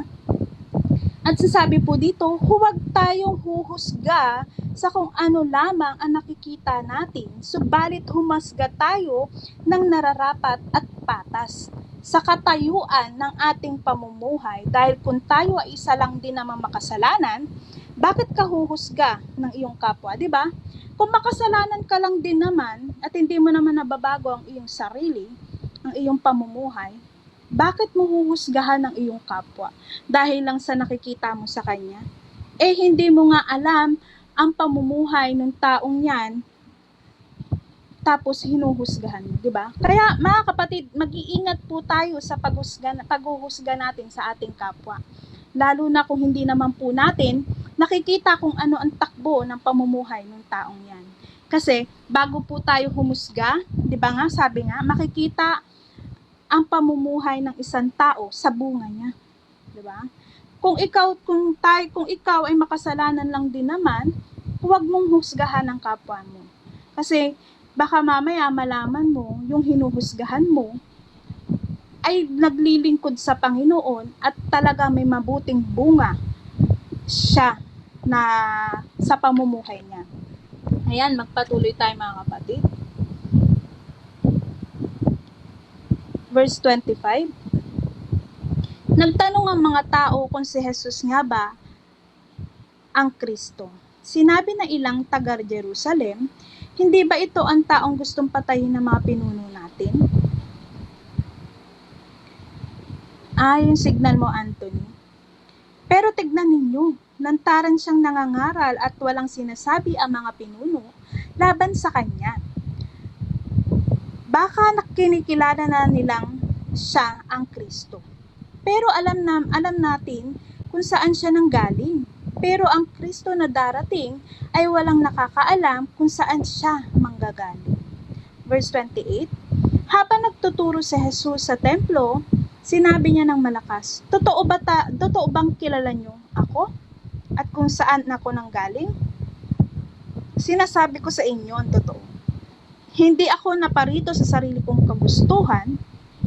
Ang tunay na Diyos ang nagsugo sa akin. Pero hindi niyo siya kilala. Kilala ko siya dahil nanggaling ako sa Kanya at siya ang nagsugo sa akin. Verse 30, dahil sa mga sinabing ito ni Jesus, gusto na sana siyang dakpin na mga pinuno ng Hudyo. Pero walang humuli sa Kanya dahil hindi pa ito ang oras niya. Sa kabila nito, marami pa rin sa mga tao ang sumasampalataya sa Kanya. Sinabi nila, siya na nga ang Kristo dahil walang makakahigit sa mga himalang ginagawa niya. Ayan. Dito, huwag ka, dito mga kapatid, ang na-summarize ko dito, huwag ka lang bumase sa kung saan nagmula ng klaseng pamumuhay ang tao, kundi kung paano siya binago ng Panginoon. Dahil ang pagbabago ng pamumuhay ng tao ay hindi kayang gawin ng kanyang sarili, kundi sa tulong ng ating Diyos, ng ating Panginoon.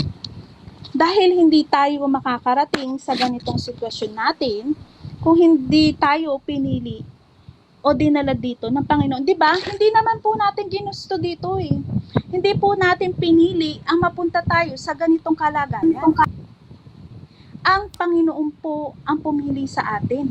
Ang Panginoon po ang tumawag sa atin para sa ganitong pagtuturo, para sa ganitong pagsasama-sama.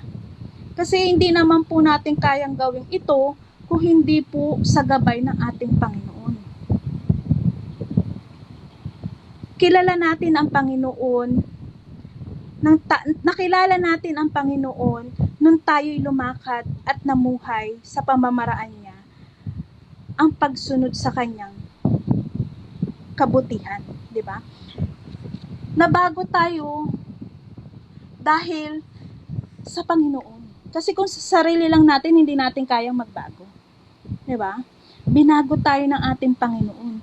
At yung palang pagbabago na ginagawa niya sa atin, yung pagdadalisay niya sa atin, yung paglilinis niya sa atin, di ba? Nung gisingin niya tayo sa katotohanan, may purpose po pala tayo sa Kanya. Kasi lahat po tayo ay may purpose sa ating Panginoon. May kanya-kanya po tayong purpose na tinatawag niya tayo. Kagaya po na itong ating nililingkod ngayon. Di ba? Dinala niya tayo, siya mismo nagdala sa atin. Hindi tayo sa sarili natin. Amen? Ayan, patuloy tayo mga kapatid.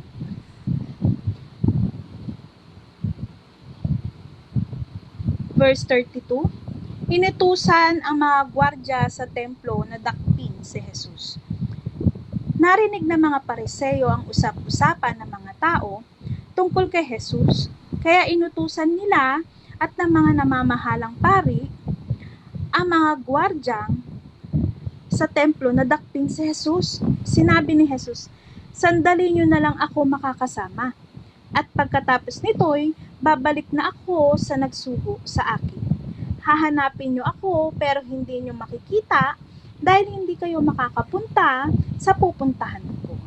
Nagtanungan ng mga pinuno ng mga Hudyo, saan kaya niya balak pumunta? At hindi na raw natin siya makikita. Pupunta kaya siya sa mga lugar ng mga Griego kung saan nagsipangalat ang mga kapwa nating Hudyo para mangaral sa mga Griego? Bakit kaya niya sinasabing hahanapin ninyo ako ngunit hindi ninyo ako makikita dahil hindi kayo makakapunta sa aking pupuntahan? Ayan, mga kapatid, dito sinasabi ng Panginoon na sandali na lamang siyang makakasama.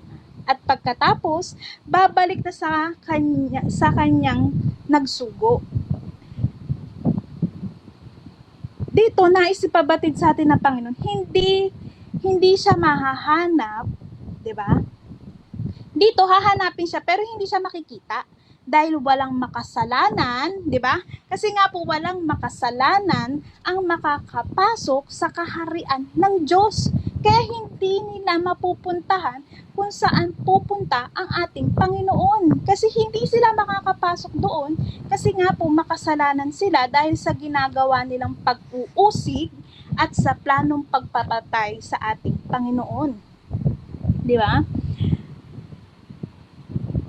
Kundi ang makakapasok lamang po kasi talaga sa kaharian ng Panginoon, kundi ang mga taong tinuwid, binago ang pamumuhay, yung may transformation, at lumakad sa pagsunod sa salita ng Diyos. Yung namuhay, di ba? Yung namuhay ng matuwid sa ating Panginoon, di ba? At magpatuloy po tayo, mga kapatid. Verse 37, ang tubig na nagbibigay buhay. Nung dumating ang huli at pinakamahalagang araw ng pista, tumayo si Jesus at sinabi ng malakas, ang sino mang nauuhaw ay lumapit sa akin at uminom.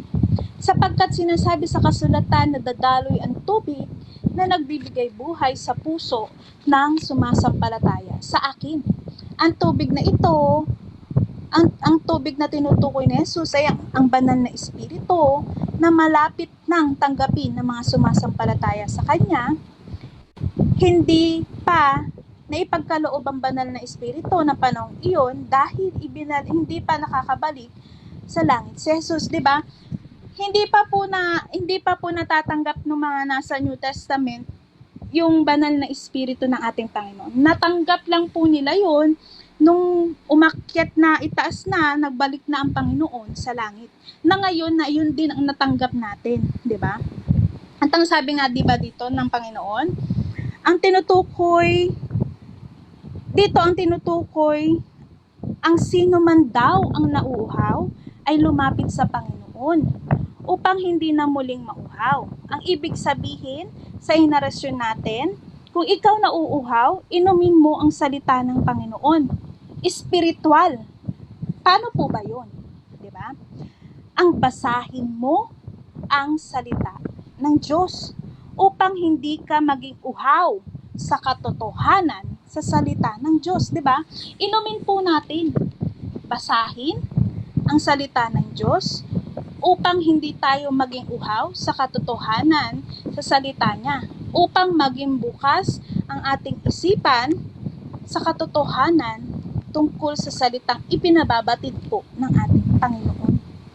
Kaya kailangan po nating uminom ng salita ng Diyos upang hindi po tayo mauhaw sa katotohanan tungkol sa salita niya. Patuloy po tayo. Verse 40, ang paniniwala ng mga tao tungkol kay Jesus. Maraming tao ang nakarinig sa sinabing iyon ni Jesus. At sinabi ng ilan sa kanila, siya na ang propeta na hinihintay natin. Sinabi naman ng iba, siya na ang Kristo. Pero may nagsabi ring hindi siya ang Kristo dahil hindi maaaring manggaling si Kristo, ang Kristo sa Galilea. Hindi ba't sinasabi sa kasulatan na ang Kristo ay nanggagaling sa lahi ni Haring David at ipinanganak sa Bethlehem na bayan ni David. Kaya iba-iba ang paniniwala ng mga tao tungkol kay Jesus. Gusto ng ilan na dakpin siya pero walang humingli sa kanya. Ito nga po kasi yun, kaya nga po hindi nila alam na ang Panginoong Jesus ay galing sa lineage ni David. 'Di ba nga kasi si Joseph, even si Mary, nasa lineage ni David. 'Di ba? Hindi po nalaman ng mga taong ito kasi po ang mga Pariseo, ang mga nang-uusig sa Panginoon, hindi po nila inilalabas ang katotohanan tungkol sa lineage ng ating Panginoon. Dahil po nasulat po ito sa Book of Daniel, ang propesiya na ito. Pero ito'y nalalaman ng mga Pariseo na naglilingkod, pero itinago nila tong katotohanan na ito. Hindi nila ito inilabas kasi natatakot silang malaman ng mga tao ang totoong pinanggalingan ng ating Panginoon. Kasi alam nila na ang ating Panginoong Jesus ay siya ang talagang Kristo na darating, na magpupulfill ng prophecy na inilahad ni Daniel. Pero ito'y itinago nila sa mga tao. Di ba? Ayan, magpatuloy tayo mga kapatid. Ayaw maniwala ng mga pinuno ng mga Hudyo kay Jesus. Bumalik ang mga gwardya ng templo sa mga namamahalang pari at mga Pariseo na nag-utos sa kanila na dakpin si Jesus. Tinanong sila ng mga ito, bakit hindi ninyo siya dinala rito? Sumagot sila, ngayon lang po kami nakarinig ng katulad niyang magsalita. Sinabi ng mga Pariseo, kung ganon pati kayo ay naloko na rin ng taong iyon. May nakita na ba kayong mga pinuno o mga pariseyong sumasampalataya sa kanya? Wala. Mga tao lang na walang alam sa kautusan ni Moises. Kasi nga po, ang alam lang po ng mga tao ay puro kautusan lang po ni Moises. Pero hindi nila alam kung ano po yung talagang kwento ng totoong buhay ng ating Panginoon. 'Di ba?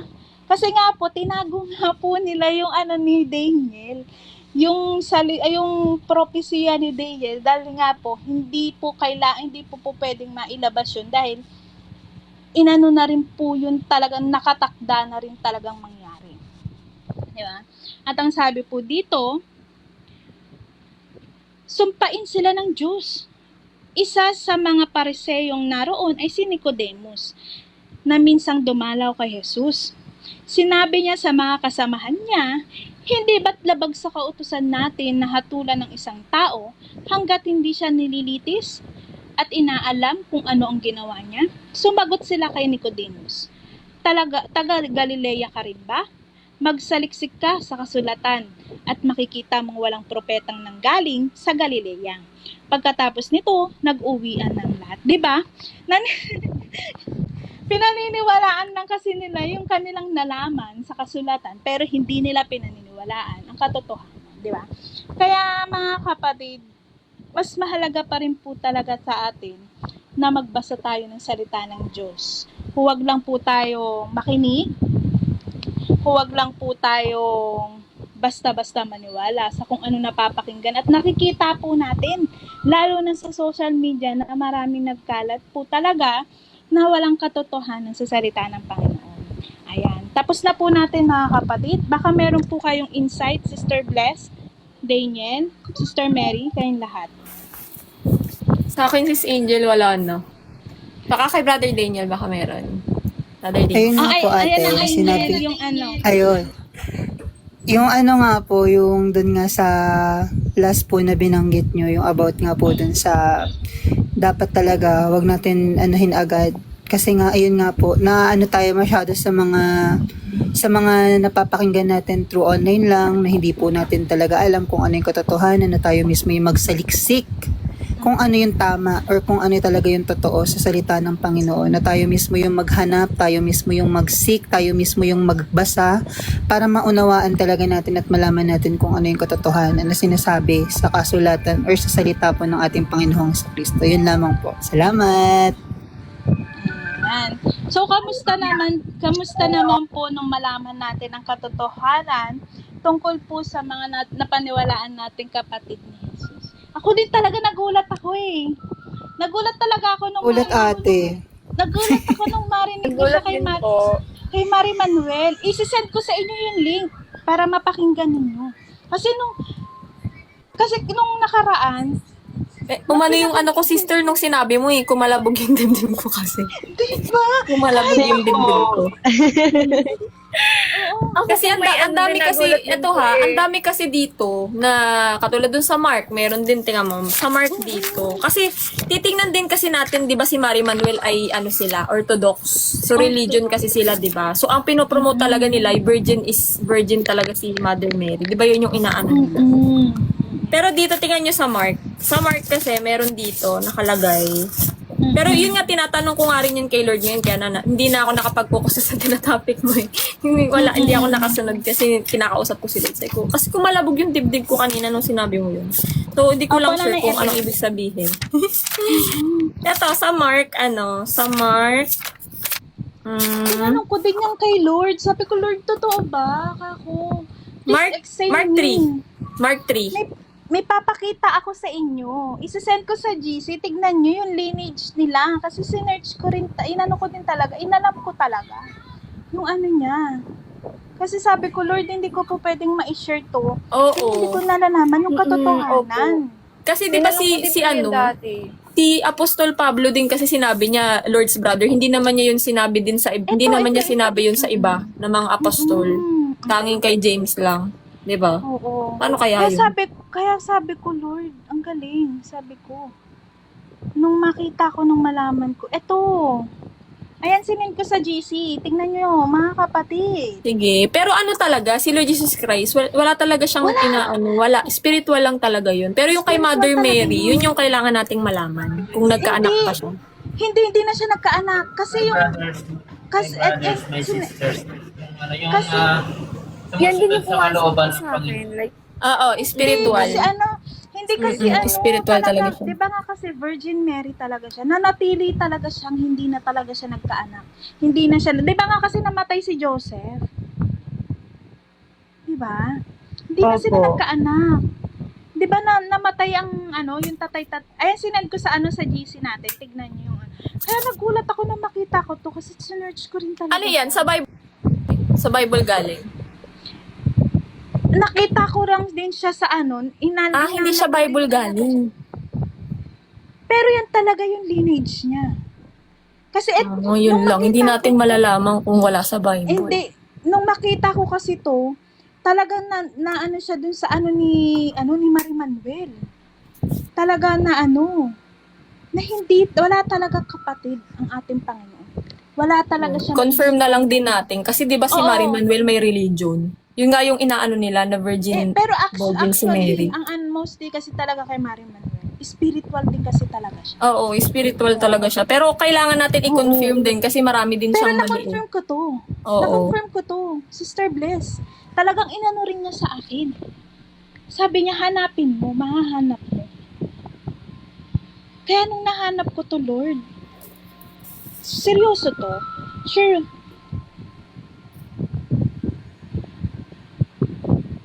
Oo, hindi na po. Hindi na po siya nagkaanak. Hindi na po siya nagkaanak.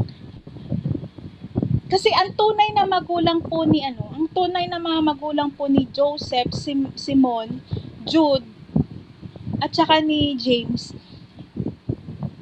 yung nanay po nila at si Mother Mary ay magkapangalan po. Parehas po ng pangalan. Kaya po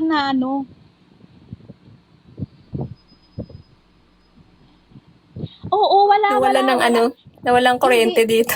Oo, hindi. Sige, sister. Hindi nga nila to inilabas.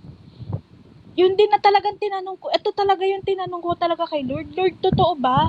Na talagang wala kang physical brother and sister?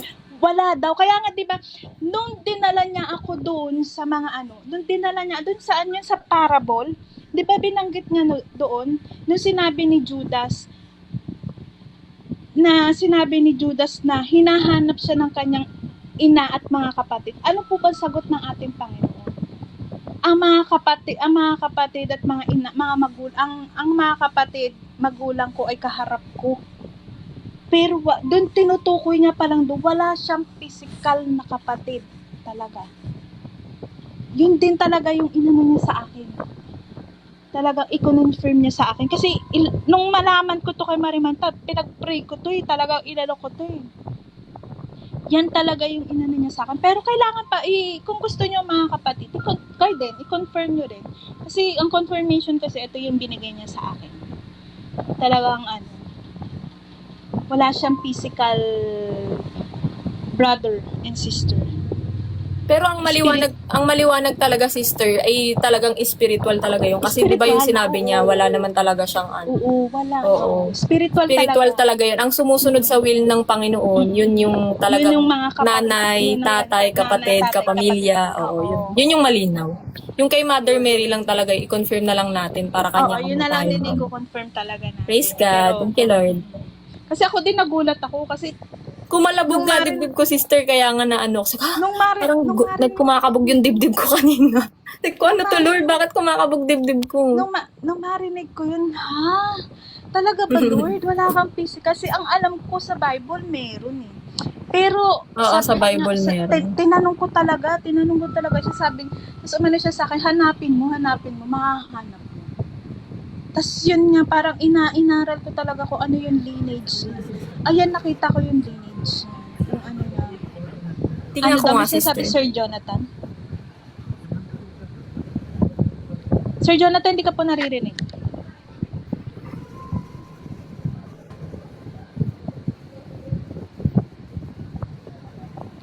Hindi narinig, Brother Joe.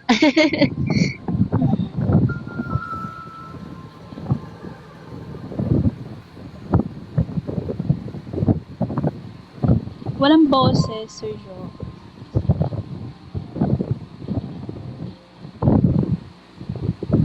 Ah,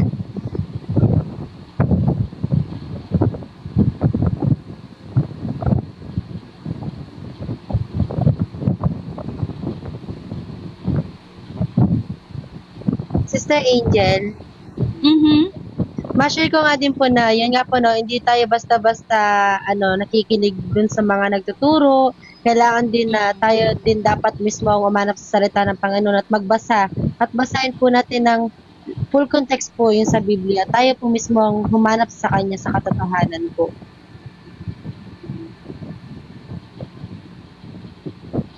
Oh, confirmation talaga.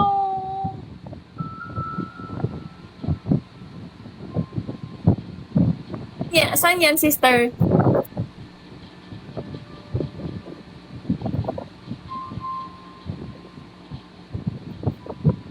Matthew 12. Natuluyan na yung kuryente naming ma-brown out. Nawala na. Wala na. Buti na lang tapos na. Nasakto no, nakakaano pa kanina ng Esther. Thank you, Lord. Mateo. Thank you, Lord. Praise God. Thank you, Lord. Tuloy-tuloy po, no, brother. Pinatapos ko niya ng mga bago. Sis Angel, nawala pa kanina kamo. Before ako mag-start, nawala siya. Tapos ulit, nag-power out. Nag-power off. Nag-power up. 12, 1 to 12. Saan yun?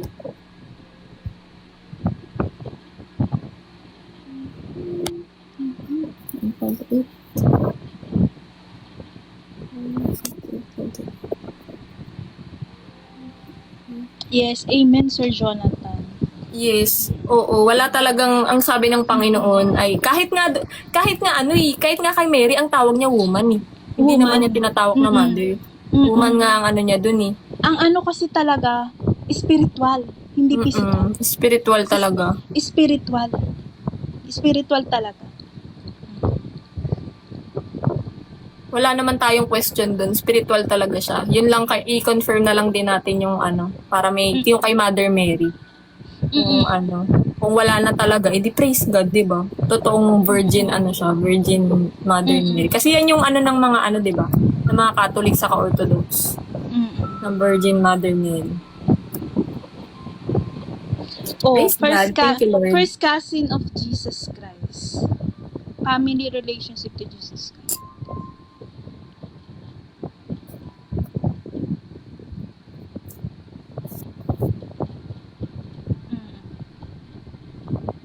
Yan, praise God, mga kapatid.